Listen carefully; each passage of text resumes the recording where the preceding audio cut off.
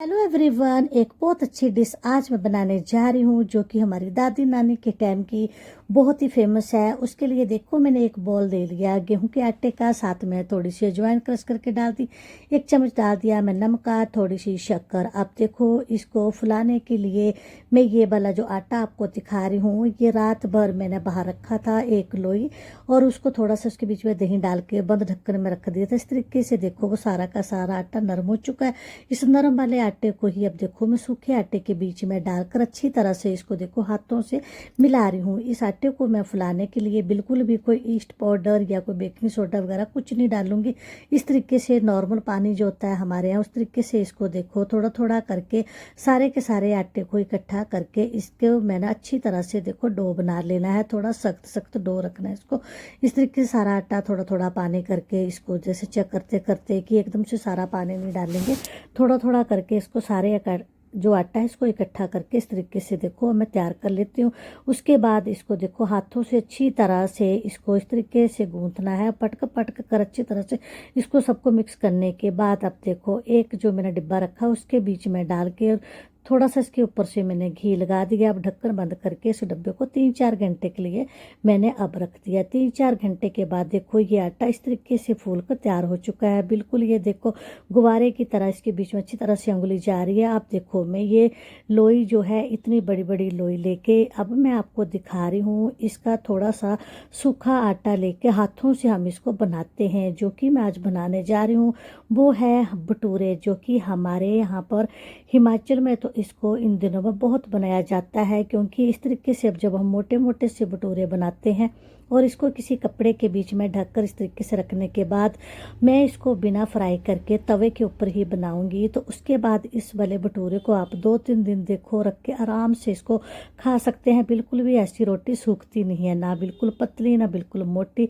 अब सारे की सारी देखो लोइयाँ इस तरीके से मैं आपको दिखा रही हूँ। डो तैयार करने के बाद इनको हाथों से ही बनाया जाता है, दोनों उंगलियों को इसी तरीके से जिस तरीके से हम चपाती बनाते हैं। पहले इसको मोटा मोटा इस तरीके से करने के बाद थोड़ा थोड़ा सा इसके बीच में सूखा आटा लगा के इस तरीके से देखो इनको अच्छी तरह से हाथों से ही तैयार करके इसको हम बनाते हैं। हमारी दादी नानी देखो इन तरीकों से पहले हमारे लिए खाना बनाती थी। मानो कि आजकल ये पिज़्ज़ा और ब्रेड सब उन्हीं ने ही सिखाया होगा सबको, कि जो हमारे पुराने टाइम पे ये देखो परंपरा है इस तरीके की रोटी बनाने का। आप देखो सारी की सारी मैंने रोटियां बनाकर एक कपड़े के बीच में ढक के रख दी। अब मैंने तवा रख दिया, उसके ऊपर देखो ये मैं 2-3 जितनी जितनी आती हैं उतनी उतनी इसके बीच में डाल के इनको पका रही हूँ। अब देखो कितनी अच्छी तरह से ये भटूरे या फुलकर तैयार हो जाएंगे। अगर आप चाहो तो इसको थोड़ा सा फ्राई भी कर सकते हैं, लेकिन हमारे यहाँ तो इसको सूखा ही बनाया जाता है। अब चूल्हा तो है नहीं यहाँ चंडीगढ़ में, तो चलो गैस के ऊपर मैं आपको दिखा रही हूँ। इनको फुला कर देखो कितनी अच्छी तरह से गुब्बारे की तरह फूल कर तैयार हो चुके हैं भटूरे, जो कि अब ये मैं आपको बताऊंगी कि लसूड़े की सब्जी के साथ, चने की सब्जी के साथ और आम की खट्टी मिट्टी चटनी के साथ ये बहुत ही स्वादिष्ट लगते हैं। इसको अब हम 3-4 दिन के लिए भी रख सकते हैं स्टोर करके। जैसे कि सफ़र वगैरह में जानो इस तरीके से अगर हम रोटियां बना के लेके जाएंगे तो बिल्कुल भी नहीं सूखेंगी। थोड़ा थोड़ा अगर आप चाहो तो बाद में पकने के बाद इसके ऊपर हल्का हल्का सा आप घी लगा सकते हो, लेकिन हमारे यहाँ तो इस तरीके से सूखे ही पसंद है। तो मैं आपको सारे के सारे देखो हाथों से बनाकर दिखा रही हूँ। अब देखो हम भी नानी और दादी से अपना ये सब सीख के आए थे, तो अब हमारे को भी आज मन कर रहा था कि भाई चंडीगढ़ में रोज़ जहाँ भी रहो लेकिन अपने जो पुराने खाने हैं वो नहीं भूलने चाहिए। तो आज मैं आपको भी दिखा रही हूँ, खुद भी बना के खाऊंगी और घर में सबको खिलाऊंगी। तो चलो देखो इस तरीके से मैंने कितनी सारी रोटियाँ देखो बना ली हैं। सच में इतनी अच्छी रोटियाँ फूल रही हैं, बहुत ही यम्मी बनी है, खुशबू बहुत अच्छी आ रही है। लेकिन उसके बाद मैं आपको दिखाऊंगी सबसे मेन बात, जो इसको हम खाते हैं। अब देखो साइडों से इसको हम तवे के ऊपर इस तरीके से देखो इनके जो किनारे उनको भी सेक सकते हैं।